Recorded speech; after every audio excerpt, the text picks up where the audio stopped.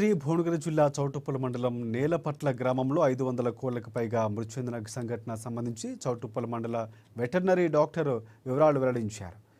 నేలపట్ల గ్రామంలో మృతి చెందిన కోళ్లకు సంబంధించిన బర్డ్ ఫ్లూ లక్షణాలు లేవన్నారు.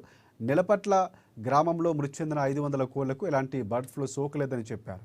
చౌటుప్పల్ మండల ప్రాంత ప్రజలు ఎవరూ ఆందోళన చెందవద్దని తెలిపారు. చౌటుప్పల్ మండలంలో గత 10 రోజుల నుంచి చనిపోయిన కోళ్లలో బర్డ్ ఫ్లూ లక్షణాలు లేవని, చనిపోయిన కోళ్ల శాంపిల్స్ను హైదరాబాద్లోని ల్యాబ్కు పంపించడం జరిగిందని వివరించారు. తెలంగాణ రాష్ట్రంలో ఇప్పటి వరకు ఒక్క కేసు కూడా నమోదు కాలేదని, ఆంధ్రాలో 2 కేసులు మాత్రమే నమోదయ్యాయని ఆందోళన చెందాల్సిన అవసరం లేదని వెల్లడించారు.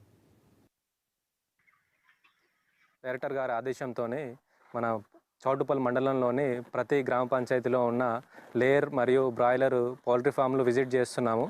విజిట్ చేసి అందులోని కోళ్ళ సంఖ్య మరియు రైతుల వివరాలు, గత 10 రోజుల నుంచి చనిపోయిన కోళ్ళ వివరాలు సేకరిస్తున్నాము.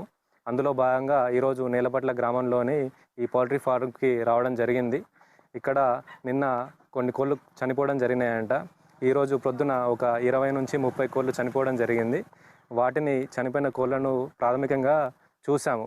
ఈ కోళ్ళలో చనిపోయిన కోళ్ళల్లో ఏంటంటే బర్డ్ ఫ్లూ యొక్క లక్షణాలు అనగా మన ముక్కు నుంచి స్రవాలు కారడం కానీ, మన నోటి నుంచి స్రవాలు కారడం కానీ, తల వాచిపోవడం కానీ, మరియు కళ్ళు వాచిపోవడం కానీ, ఒంటి మీద రక్తపు చారలు కానీ, ఇట్లాంటివన్నీ బర్డ్ ఫ్లూ యొక్క లక్షణాలు, ఎటువంటి లక్షణాలు కనిపించలేదు. మీరు ఇక్కడ రైతులు కానీ, మన మండలంలోని మిగతా ప్రజలు కానీ ఆందోళన చెందాల్సిన అవసరం లేదు. ఇవి మన బర్డ్ ఫ్లూ యొక్క లక్షణాలు కావు.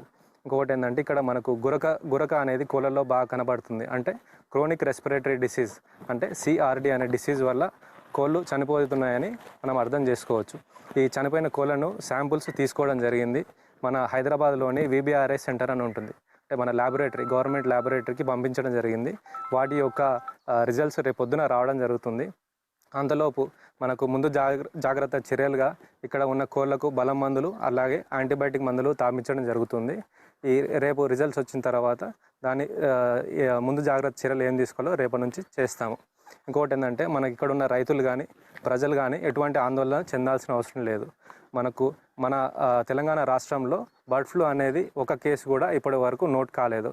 మన ప్రక్క రాష్ట్రంలో ఆంధ్రప్రదేశ్లో 2 జిల్లాల్లో అక్కడ కేసులు నమోదయ్యాయి. మన తెలంగాణ రాష్ట్రంలో ఒక కేసు కూడా బర్డ్ ఫ్లూ